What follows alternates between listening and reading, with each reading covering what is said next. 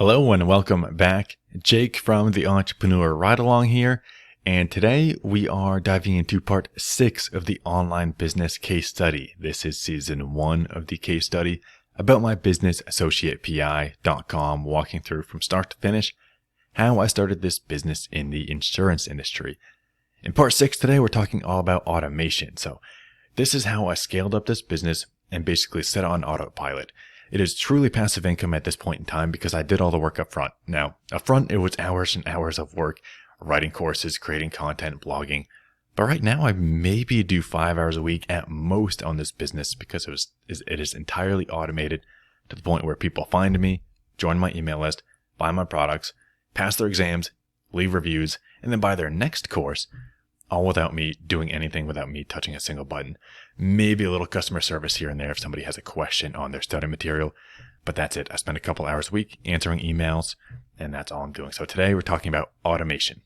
I'm going to go ahead and minimize or hide myself here actually for those watching the video for the case study. And again, you can follow along with the case study by video, podcast, blog, whatever you want. You can find it all over at theentrepreneurridealong.com/OBCS.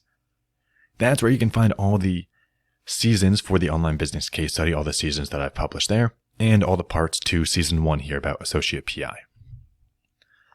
So the first thing I want to talk about, the primary means of automation that I use for my business is through email marketing. Remember, I just mentioned how my sales come in completely passively. They come in organically through SEO. We talked about SEO and organic traffic in part 5 of the case study, so refer back to part 5 for that part of the automation. But really the whole sales process, I set up a giant sales funnel for each exam and each course that I sell, so that when people visit me, they go through my sales messaging, they get a daily email from me building value, building trust, and pitching sales and pitching my courses, so that I really don't have to sell anything manually because I am not good at cold selling. I do not really enjoy the process of calling somebody up and selling them. I definitely hate cold calling and selling, but even just face-to-face, I'm just not a huge fan. So I do it all passively, automatically through email marketing. And this business is generating $5,000 to $6,000 per month in passive income. Totally hands-off. It's done automatically for years now. I would say that 90% of my sales come from email marketing. The other 10% just come cold traffic through my website. They hit my website and find my courses, buy them, usually from a referral. One of their friends or coworkers says, "Oh, I used Associate PI," so they come to my website and buy my course. But otherwise, I'd say 90% of the people come to my website. They find me through my blogs because I do a lot of blogging and I write about these exams that I've taken and these courses that I've written. They find my blogs. On my blog, I'm talking all about it. I give them a ton of value for free on my blog, but I talk about this free practice exam that I give away. I get about 150 to 300 people downloading my free practice exam every single month. So they come to my blog, they download my practice exam for free. I give them this free practice exam, and then I set them off on likely 60 to 90 automated emails, depending on which segment they go through, to show them why they should know me, why they should like me, why they should trust me enough to pay me $425 to buy my course. If you're watching the YouTube video here, or if you're looking at the slides in the show notes, I posted a couple of pictures here of my ConvertKit account. So you can check out ConvertKit for free over at theentrepreneurridealong.com/ConvertKit.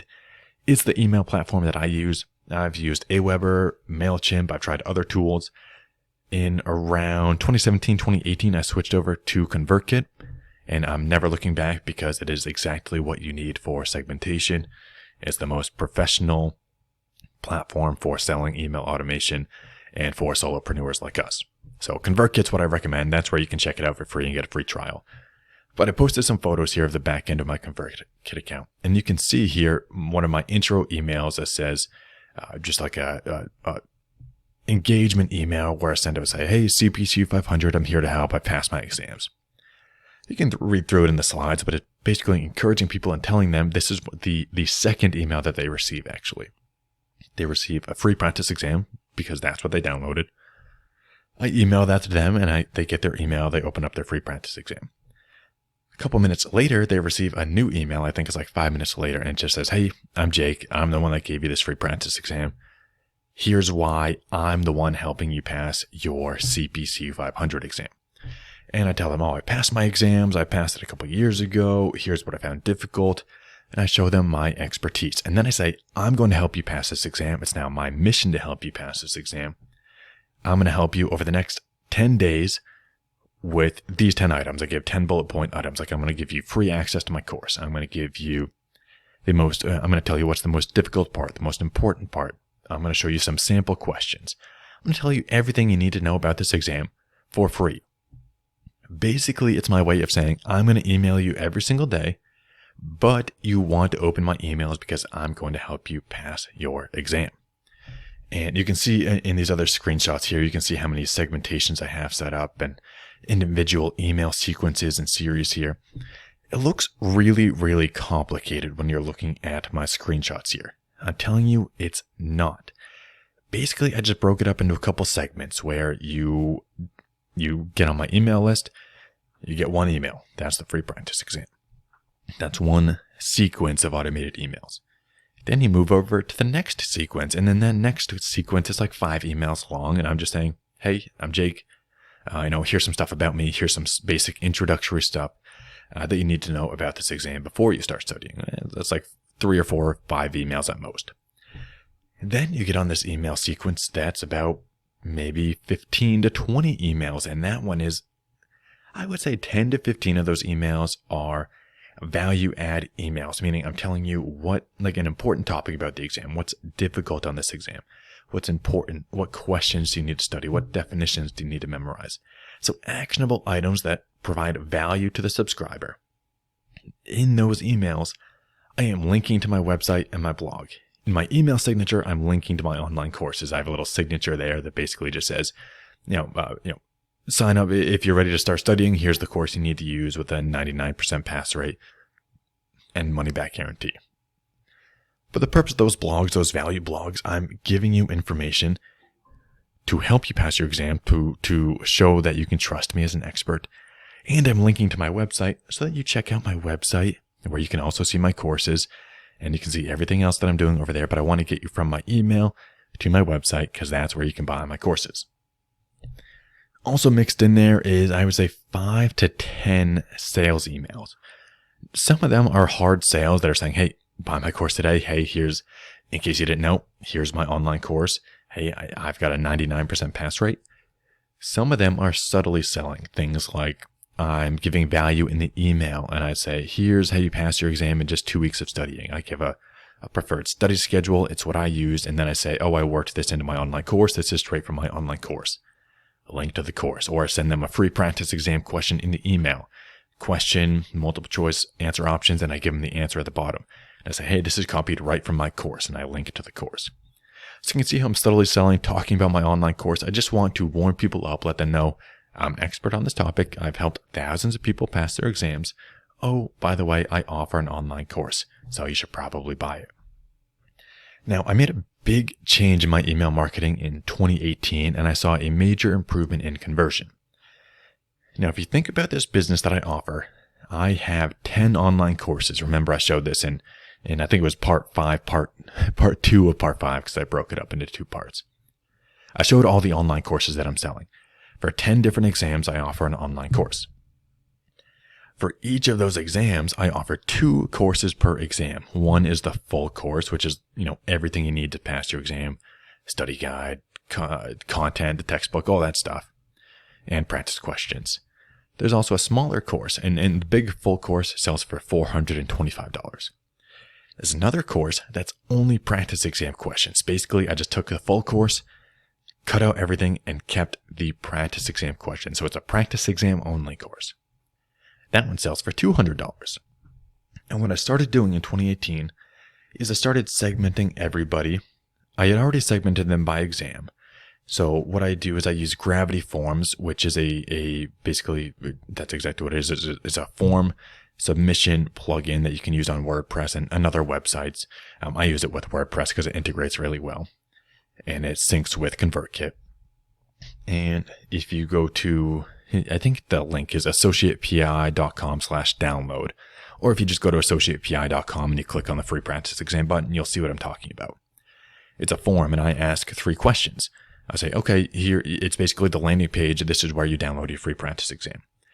I ask, which exam are you studying for? And it's just a little radio button on the form. It's kind of like a survey. And you click, okay, I want the CPCU 500 practice exam. You click that. The next question, and this is where I really started segmenting in 2018, I ask, do you already have your study material, or do you not have your study material yet? So basically you say, yes, I have my study material, or no, I do not have my study material yet. I'm just starting. And then the last third question is enter your name and email address. I'll send you your free practice exam.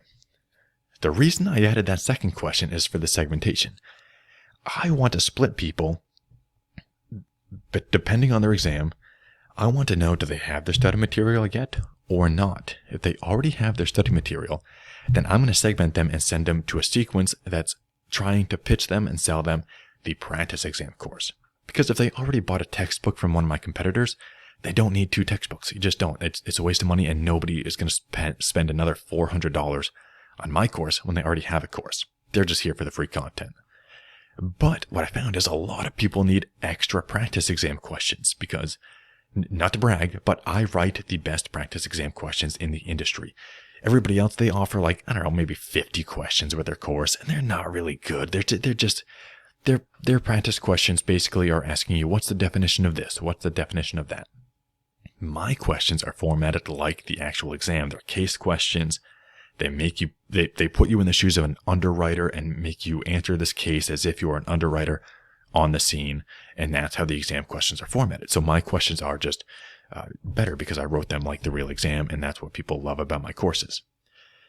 So it sells really, really well if I segment people and I find out that they already have their textbook.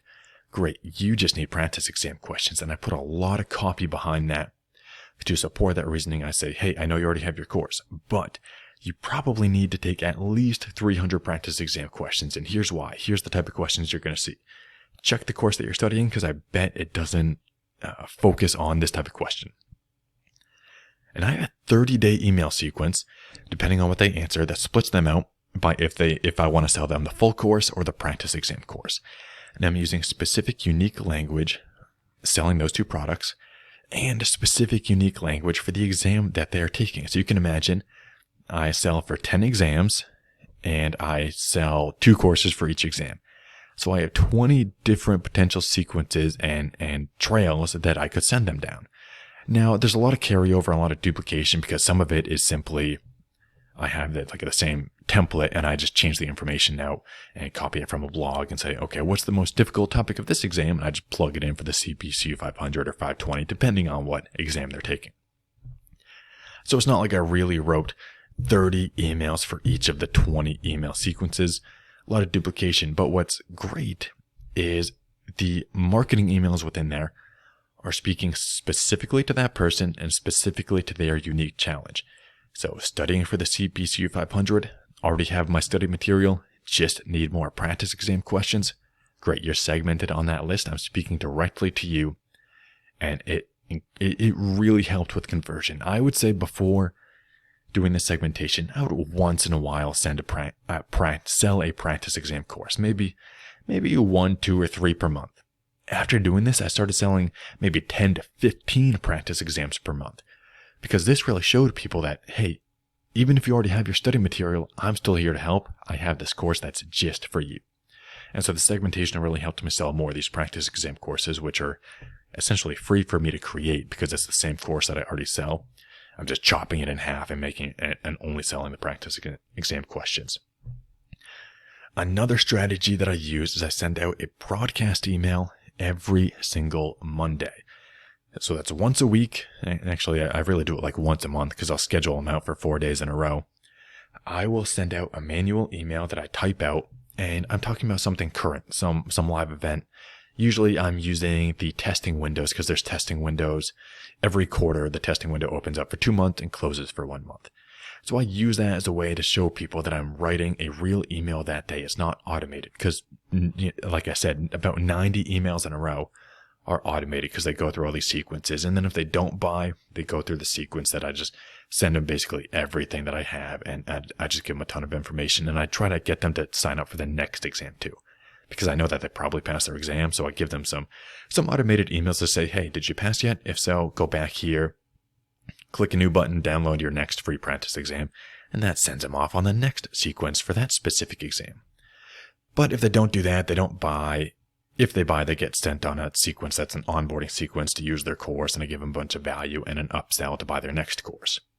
If they don't buy, they're on a general email list that they just kind of stay on for a while. They get 1 or 2 emails a week, probably 90 emails, so they stay on for a year or 2 at that rate, and they're just getting general confirmation information emails. But those are automated. Every Monday, I send out a broadcast email, and I'll talk about, it's New Year's, it's Black Friday, it's at the end of the testing window, you have 2 weeks left, and things like that. And I'm reminding people I'm basically using dates to let people know that it's a real email that I'm writing right now, and I'm either getting them back to my website by giving them blogs that I just wrote, sending them to my podcast, or reminding them that I sell an online course. And that increased my sales as well. Now, that's not passive because I do have to go in once a month and write 4 emails or 5 emails for every Monday. But that helped my sales a lot just by having another way to remind people, just another touch point, being in their inbox again. And you know what? I don't care if people unsubscribe. I'm giving you value. If you want to unsubscribe, please go for it because I'm paying for you to be a subscriber on my email list. Sounds a little harsh, but it's true. You're sending these email messages to help people. Sometimes you're selling, but I would say 75 to 80% of the time you are helping and providing value. And that's what I do in my Monday broadcast emails. It's just another touch point to get out there in front of somebody, talk about something unique and different, and talking about the testing window opening or closing and how much time they have left, to remind them that Associate PI is here, Jake is here to help you pass your exams.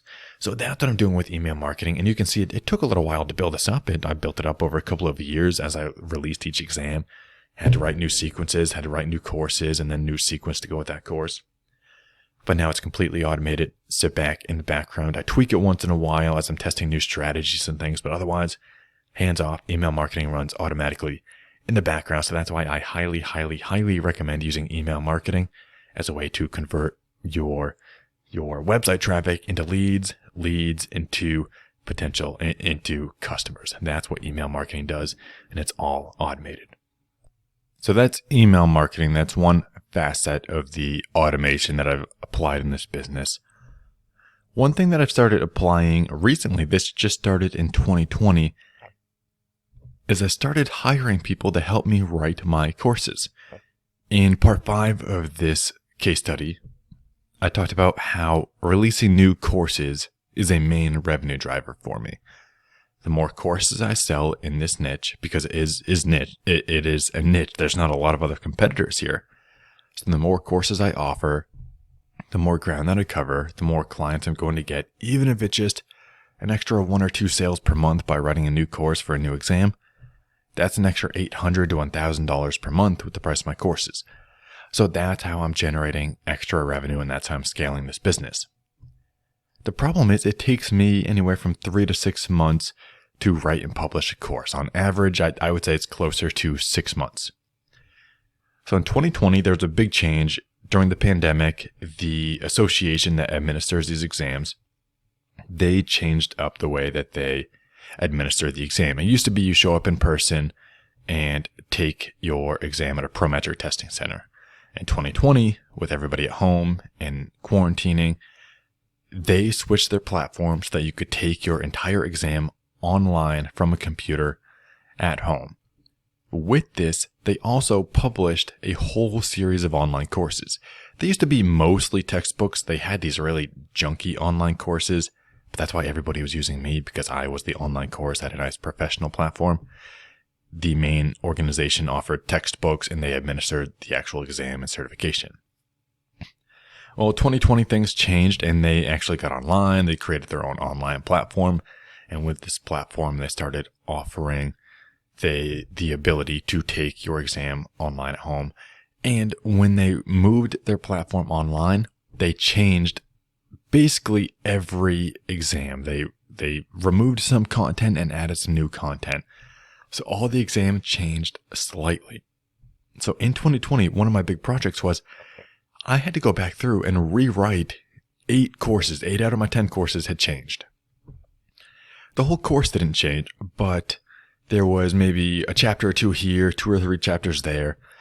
My biggest seller, the CPCU 500, was almost 100% changed. That one was basically an entirely new exam. So I had to restudy for that one, retake the exam, and rewrite that course. The other ones, the other 7 courses, it was probably a chapter or 2 per course. But that was a lot of work for me because I only had about 6 months or so to write and publish 8 new courses because the organization announced it and said, hey, all the exams are changing. It's going to be changed in 6 months. They gave people 6 months to finish up their studying and pass the exams that they were taking so that when they bought their next set of study material, they buy the proper, correct study material to pass the new exams. So I needed help. I can't write 8 courses in 6 months. I don't have that kind of time. Plus, at this time, I had started the Entrepreneur Ride Along. I still had my Pomsky business. I had other businesses that I was managing. I had coaching clients. I was doing a group coaching program.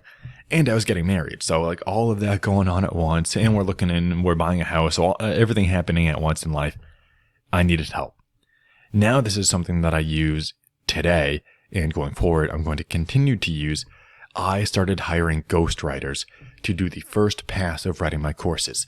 They would basically be me, and they would study for these exams. I'd give them my notes from studying the exams. I'd give them some industry study material. I would give them basically resources online, flashcards, study guides, and anything that you could find for free online. I'd give all of that to them. They would read. They would basically study one chapter at a time, get really good at understanding the content, and then help me write the course, and they'd outline it. And we'd work together hand in hand, but they would be doing, I'd say 90% of the work. I was doing 10%, just saying, yes, this is an important topic, because I was the one that actually studied and took the exam, so I knew the important content. They were writing. I didn't make them sit for the exam. I thought that was too much. Anyways, I started testing people. I tested 5 ghostwriters. I found them in a variety of different ways. I think 2 of them were referrals. One of the ghostwriters actually referred me to somebody else, so I had 2 referrals from people that had used ghostwriters in the past in my network. I posted out in communities that I'm involved in, asking for ghostwriters. I posted on Upwork. I posted on Fiverr. I tested a few people on Upwork and Fiverr, but it just wasn't the quality that I needed. I really needed a technical ghostwriter that writes textbooks. And so and specialized in risk management is what I was looking for. And that's really, really unique and specific, a very specific request. So I didn't get many people that fit that mold, but I found some people that had written professional textbooks before and had done this type of work. So I tested out 5 writers, and I would say 3 out of the 5 were pretty bad. They just didn't do a great job. They were basically just reiterating exactly what the notes instead of material that I sent them. They were almost just like repeating it or rewriting it and changing 2 words in the sentence. And it wasn't what I was looking for. They were basically doing rewriting, not ghostwriting. And so there was a lot of back and forth and, hey, try and fix this, try and fix this. And I would give them examples and I would show them, hey, here's this paragraph that I just studied and I just learned about the risk management process, the 6-step risk management process. And you see, I read it, I learned, I put it into my own language, my own words, plain English, because I just write in really, really simple terms that it's really easy to understand. And I break it up in simple bullet points so that people can say, okay, risk management process, it's 6 steps.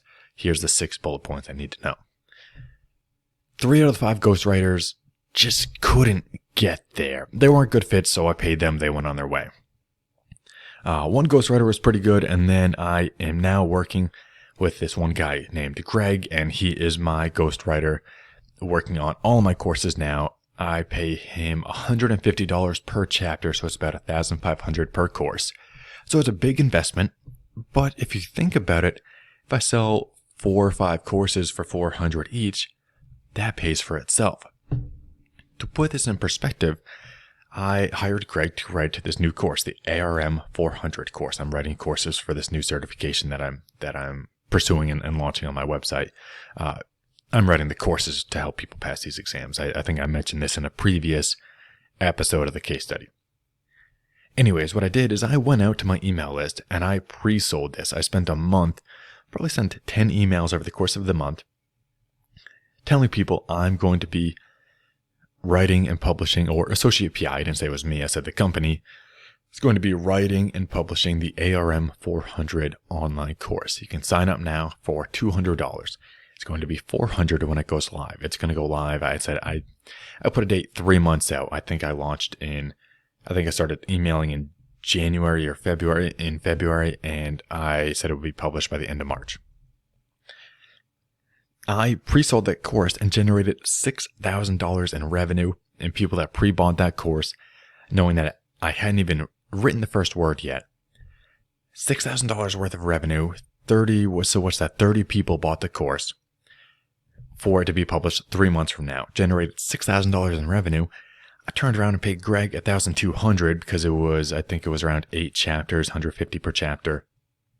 Or I forget how many chapters it was, but anyways, $150 per chapter, whatever it was, came into $1,200. So right away, I had already profited $4,800, and essentially the course paid for itself to have somebody write it.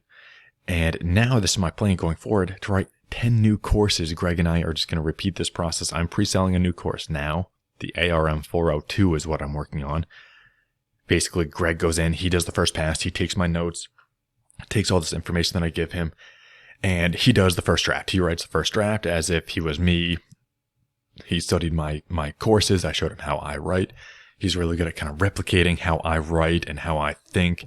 Got a great relationship going. We talked on Zoom calls and phone calls just to get that personal kind of face-to-face feel for each other so he could get to know me and my writing style.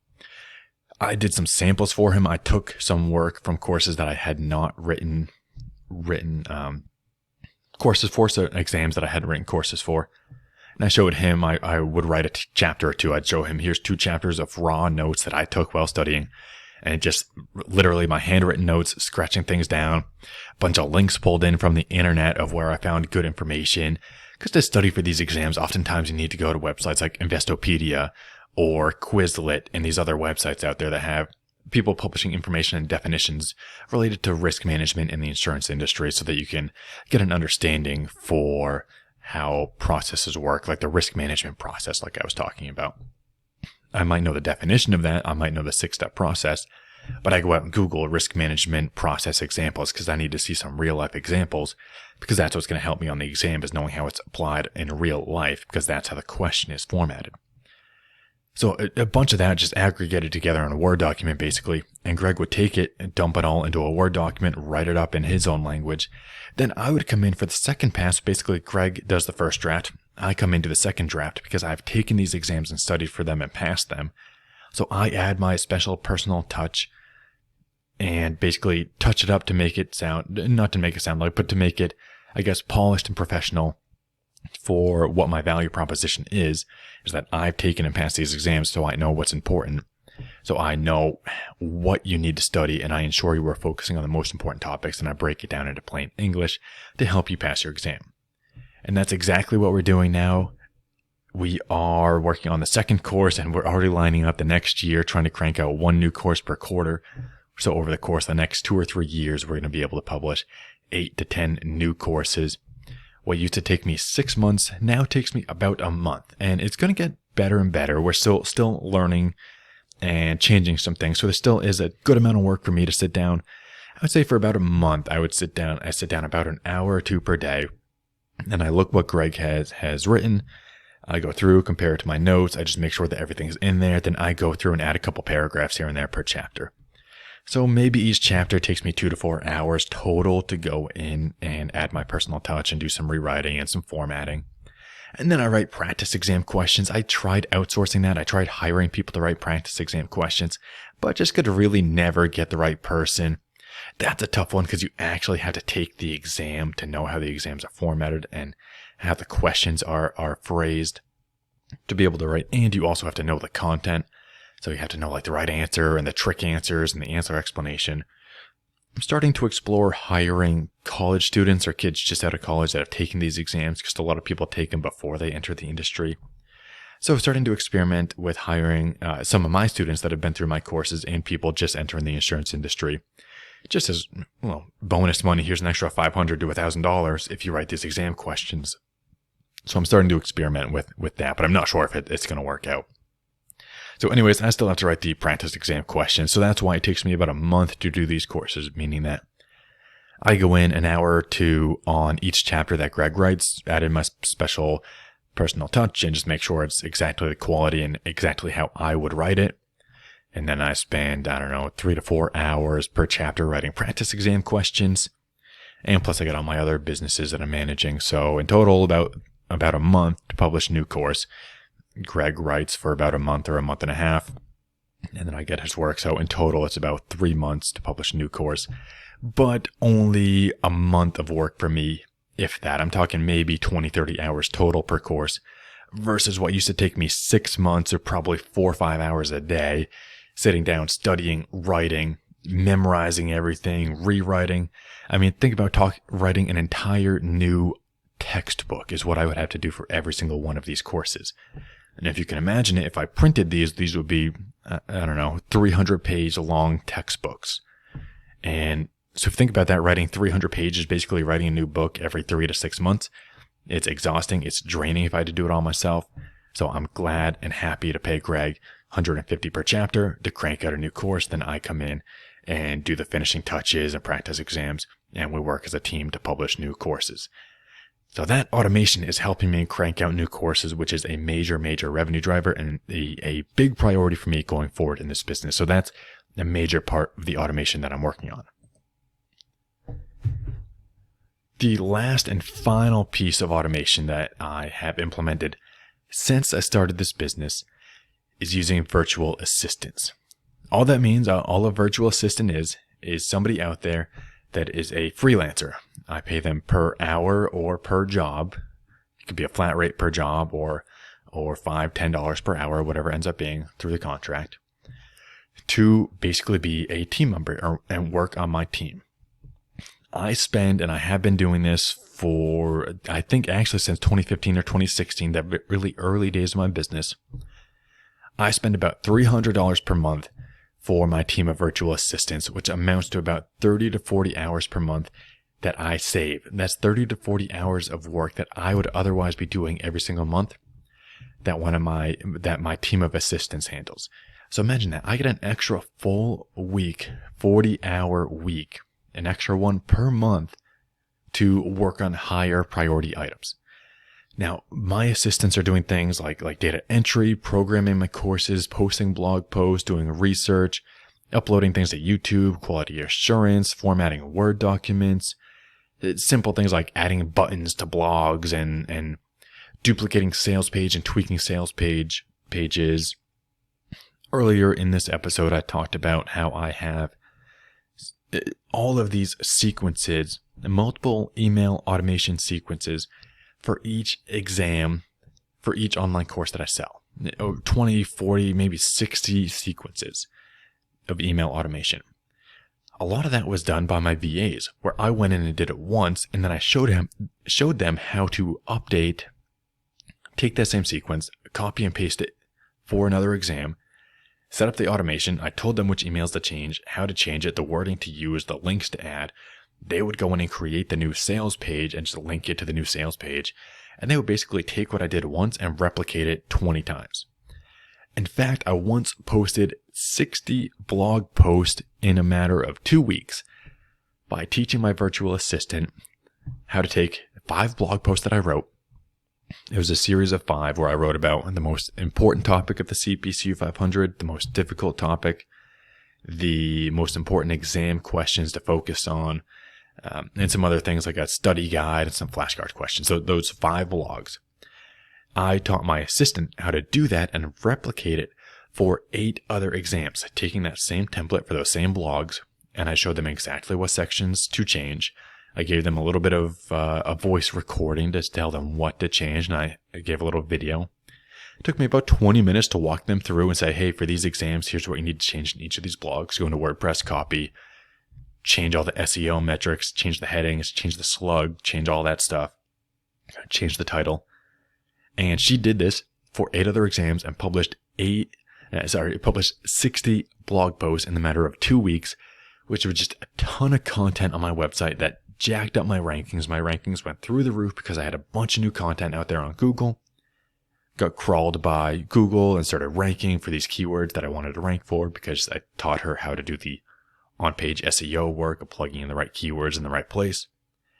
So those blogs brought in a bunch of new traffic, and they actually brought in traffic for this new exam, the ARM 400, that I just published. I strategically wrote blogs about that. This was about 2 years ago when she wrote the ARM 400 blogs, because I wanted to start getting that traffic and get the rankings before I published the course. So I already had a list, an email list built up of people that had downloaded the free ARM 400 practice exam. Previously, I was sending them to that affiliate link. Remember, I signed up for an affiliate program. I talked about this in the last episode. So I already had a group of people there that were buying through my affiliate link, buying my competitors' courses. I just had her switch the email series and plug in my own email series and started sending people to buy my own online course, and I pre-sold it. And that's how I got $6,000 in revenue with a little email list built up there, people waiting. And that's why they pre-bought that course, because they were sitting there waiting. They trusted me. They knew me. My assistant that posted the blogs and the email series. So they started buying my courses. The majority of my virtual assistants I hired through Upwork. That's Upwork.com. If you're watching the video here or the slides, I have two posts here. One in the top right is a post of my job posting that I posted on Upwork.com when I was hiring a social media manager. Somebody just post on Hootsuite.com and schedule Facebook and Twitter posts.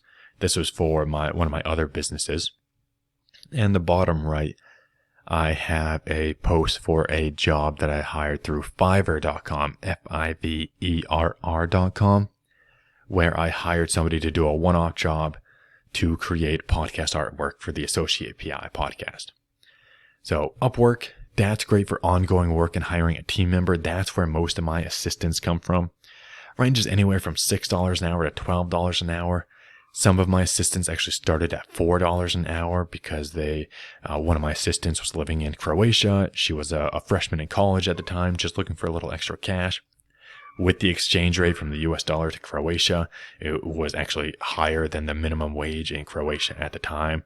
So we talked about this a little bit because I was like, hey, $4 an hour, like that's not going to be enough to live on. She explained how with the exchange rate and this being her first job on Upwork, that she wanted the rankings, the long-term relationship. And now I'm paying her $12 an hour because she was my first assistant that I hired back in 2015 when I had no money to hire assistants because I was not generating enough revenue from Associate PI yet. But now that I'm generating a lot more revenue, she's been with me since 2015.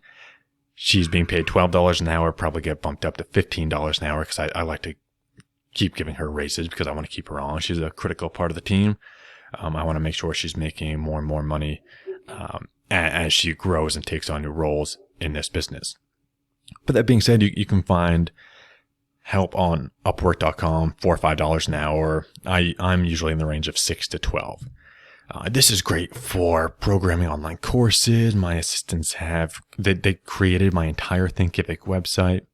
I have 3 assistants right now that help with a variety of things. 3 assistants through Upwork right now, and they help with social media, creating course images in Canva, building out my entire Thinkific platform. Remember, I migrated from WP-LMS theme on WordPress over to Thinkific. My virtual assistants did all of that. I didn't touch it. They did the entire thing. I just gave them the instructions. What else? Blog posting, adding buttons to blogs I mentioned, creating a sales page, posting in ConvertKit, sending emails in ConvertKit, scheduling social media, data entry work, uploading podcasts and YouTube videos, formatting Word documents. Like any book that I publish, my assistants go in and they format it because I hate formatting things in Word. I just want to write. I don't want to get caught up with the formatting because then it kind of breaks the flow that I get in when I'm writing a course or writing a book. So I have my virtual assistants take care of that. I just write it scrappily I just scrap it in Word and I just use some bold headings and nothing fancy. Give it to my editors and my assistants. They go and polish it up and make it professional and ready for publication.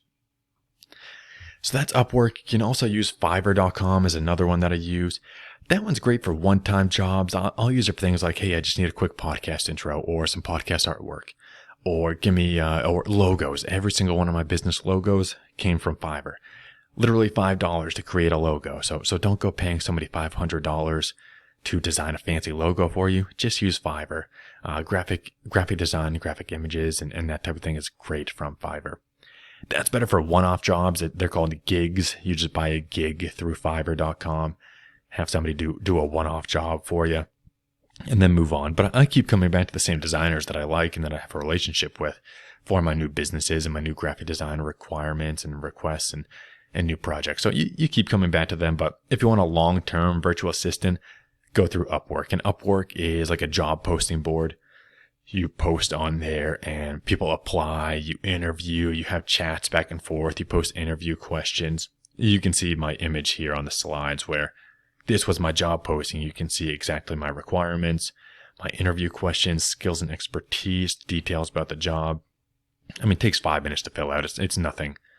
It's nothing intense. It's really, really easy. It's posted out there. You get a bunch of applications. You filter people out based on their responses to your interview questions. Then you can message them and you can pick your assistant that way.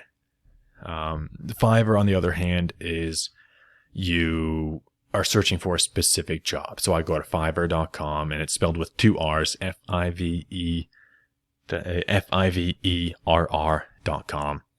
And I would search something like graphic design or podcast artwork or podcast music. And I would pick from the people that have said that that's their specialty. You can read through their reviews and the work that they've done in the past.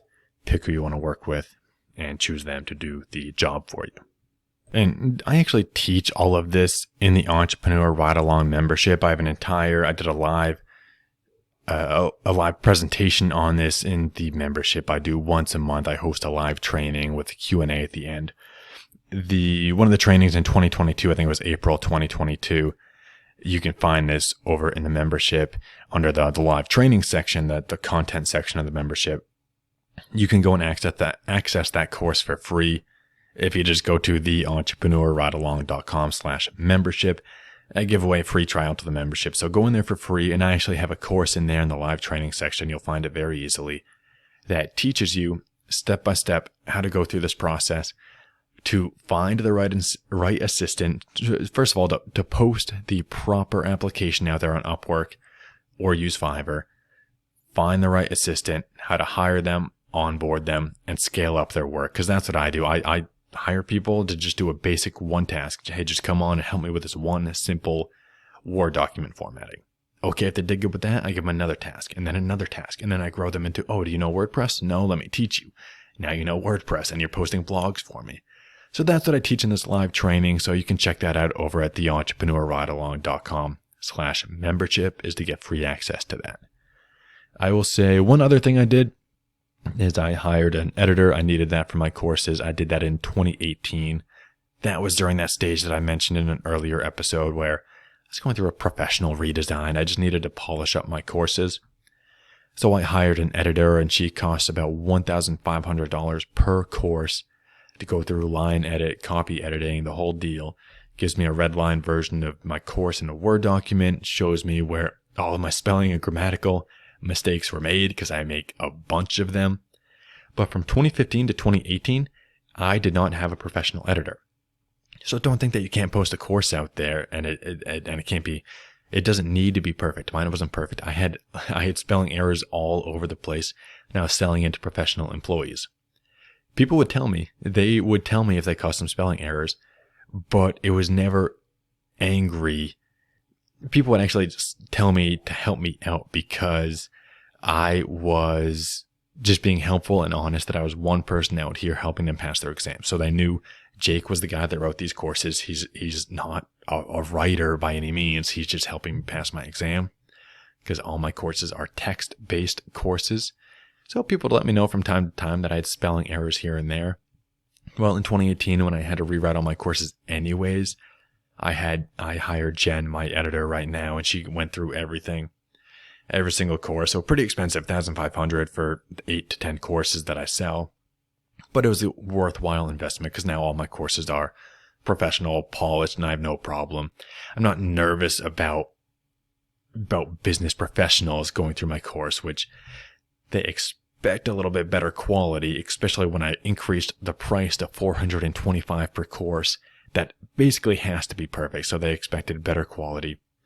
I was not embarrassed or nervous about people finding spelling errors because I knew there would be none with hiring an editor. So that was virtual assistants, and that is really the automation that I've done in this business. Now, there comes automation from organic traffic as well. As you know, my traffic comes through SEO automatically. Hit my website, join my email list. We talked about email marketing. Buy my courses, land on my sales pages. Transaction through WooCommerce and Stripe and the e-commerce platforms that I use. I'm not going to get into that because that's really technical. I just told you what I do there. I use WooCommerce or Thinkific now. I used to use WooCommerce, but that's what processes the transaction, facilitates the sale, sends them their receipt automatically, sends me a order notification. Money goes to Stripe and Stripe goes into my bank account, and that's how it flows through. But that is all. I have plenty of that on the website and in the membership free trial. You can find that all there. I don't need to go into detail in this case study. So that just about does it for today. One thing I want to leave you with is a announcement of a new book that I am writing. I'm writing the book, Use Your Job to Quit Your Job. You can find that at theentrepreneurridealong.com/job. That's where you can pick up a new copy of the book where I'm teaching this exact process. It's how to look at your day job and find an aspect within your day job to turn into your first online business and to validate that idea, to know that that idea is going to work before you get started. And it's just a way to easily start your first online business, which becomes that stepping stone into entrepreneurship before you move on to your next project that you are more passionate about. So Use Your Job to Quit Your Job. You can pick up a copy of that today. And that does it again. If you want to copy this business model, you can sign up for the mini course at theentrepreneurridealong.com/OBCS1. That's where you can pick up the mini course where I give you actual step-by-step instructions to copy this business. So that's it for today's episode. Next episode will be part 7, where I talk about some legal troubles and a legal snag that I ran into with this business. So that does it for today. Thank you for listening to part 6 of season 1 of the online business case study. Thanks again for listening. I will catch you on the next episode.